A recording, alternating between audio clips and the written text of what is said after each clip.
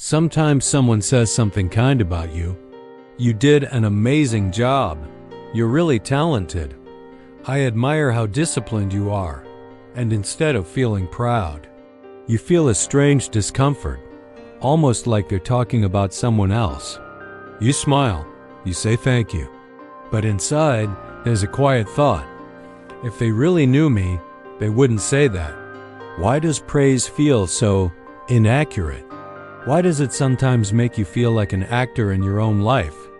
And more importantly, what is your brain actually doing in that moment? When praise lands, something subtle happens inside your mind. Your brain quickly starts scanning for contradictions. You remember the mistakes you made, the moments you struggled, the parts of the story no one else saw. So when someone says, "You're really good at this," your brain quietly responds, "You didn't see the messy parts." This creates a strange internal split. Externally, people see competence. Internally, you see effort, doubt, and unfinished progress.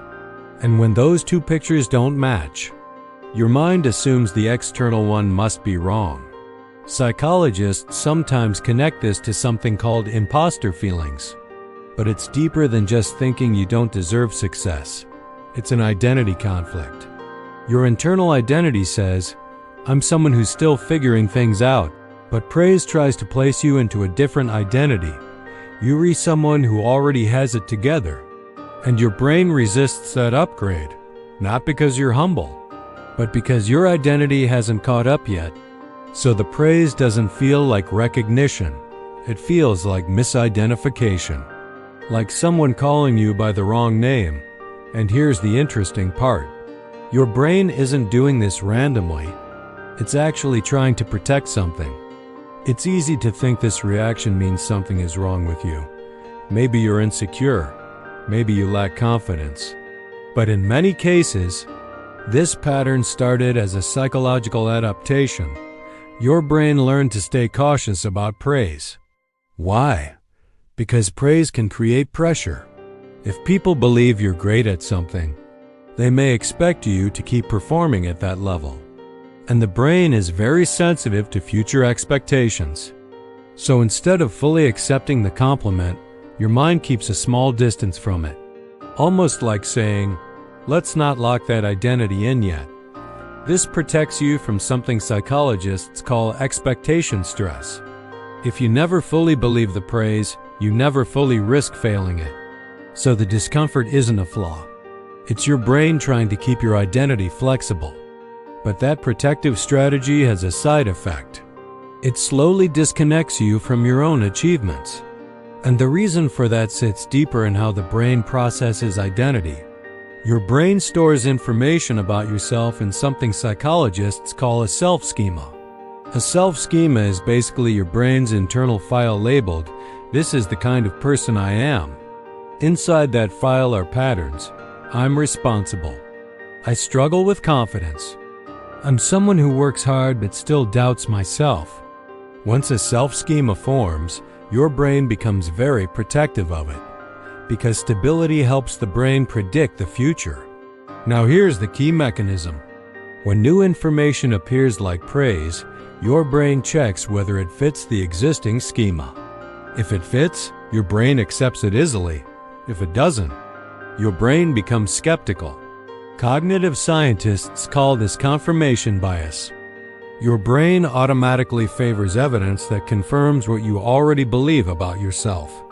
So if your internal file says, "I'm still learning," and someone says, "You're incredibly talented," your brain quietly flags it as inconsistent data, like a computer rejecting a file that doesn't match the format. The result? Praise doesn't integrate into your identity. It just floats outside it, acknowledged socially, but never fully absorbed internally. And unless something changes that internal file, the same reaction will repeat again and again. Which brings us to the practical question. How do you actually allow praise to feel real? Not forced, not inflated, just accurate.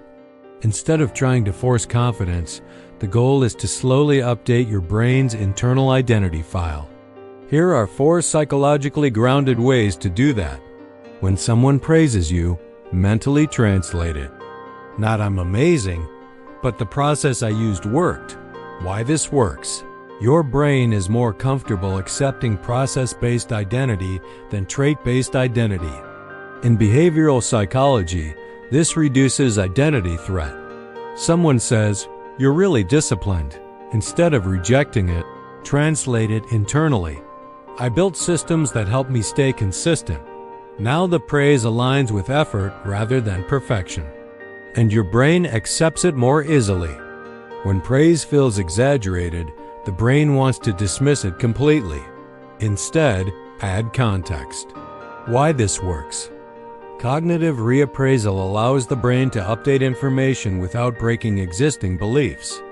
Instead of thinking, "They're wrong," think, "They're seeing one part of the story." Both things can be true. You struggled, and you still did something well. Your brain trusts patterns more than single events. One compliment feels unreliable, but repeated feedback becomes data. Why this works. Neuroscience shows that repeated signals strengthen neural pathways. Write down compliments or positive feedback in a small note on your phone, not to boost your ego, just to observe the pattern. Over time, your brain begins updating the internal schema. Sometimes praise feels fake because you think it defines your entire identity, but it doesn't. It only describes a moment of performance. Why this works. In personality psychology, separating identity from behavior reduces defensive reactions. You did great on this project does not mean you must always be great. It simply means, at this moment, something worked, and that's enough. So the real issue isn't that praise is wrong. It's that your brain's identity file hasn't been updated yet. Think of your identity like a map. For years, your map might have shown certain territories: effort, struggle, uncertainty. But praise is like someone pointing to a place on the map and saying, "There's something valuable here." Your brain just needs time to redraw the lines, not by forcing confidence, but by slowly integrating new evidence. Little by little, the map becomes more accurate, not inflated, just updated. The next time someone praises you, notice the instinct to push it away. That instinct isn't weakness. It's your brain protecting an older version of your identity. But identities are not permanent. They're living documents, quietly edited by experience. So you don't have to force yourself to believe every compliment. Just allow the possibility that some of them might be describing a version of you that you haven't fully recognized yet. And sometimes the hardest person to convince that you've grown is the one living inside your own mind.